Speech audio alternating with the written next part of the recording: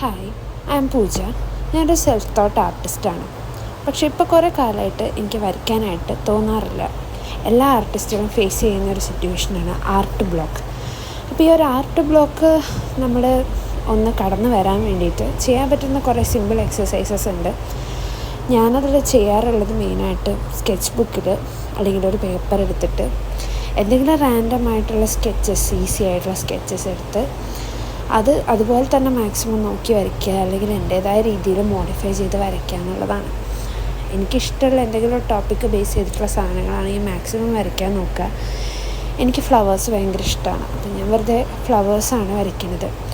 ഇങ്ങനെ വരയ്ക്കുമ്പോൾ നമ്മൾ പ്രത്യേകിച്ചൊരു നിയമമോ അല്ലെങ്കിൽ അത് നല്ല ഭംഗിയായി വരണമെന്നോ ആഗ്രഹിച്ചിട്ട് ഒരിക്കലും വരയ്ക്കാൻ പാടില്ല. ചിലപ്പോൾ ഏറ്റവും വൃത്തികേടായിട്ടായിരിക്കും അത് വരിക. എന്നാലും ആ ഒരു പ്രോസസ്സിനെ എൻജോയ് ചെയ്യാൻ നോക്കുക. എൻജോയ് ചെയ്തിട്ടില്ലെങ്കിൽ കൂടി അറ്റ്ലീസ്റ്റ് ഓക്കെ, സ്റ്റാർട്ട് ചെയ്തു, ഞാൻ ഇതെങ്കിലും കംപ്ലീറ്റ് ചെയ്യും എന്നുള്ള രീതിയിൽ ചെയ്യാൻ നോക്കുക.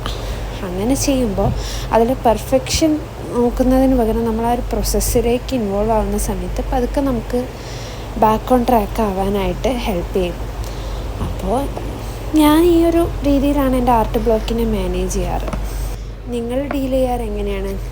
എന്തെങ്കിലും ടിപ്സൊക്കെ ഉണ്ടെങ്കിൽ കമൻറ്റ് ഇടും കേട്ടോ. Okay, by.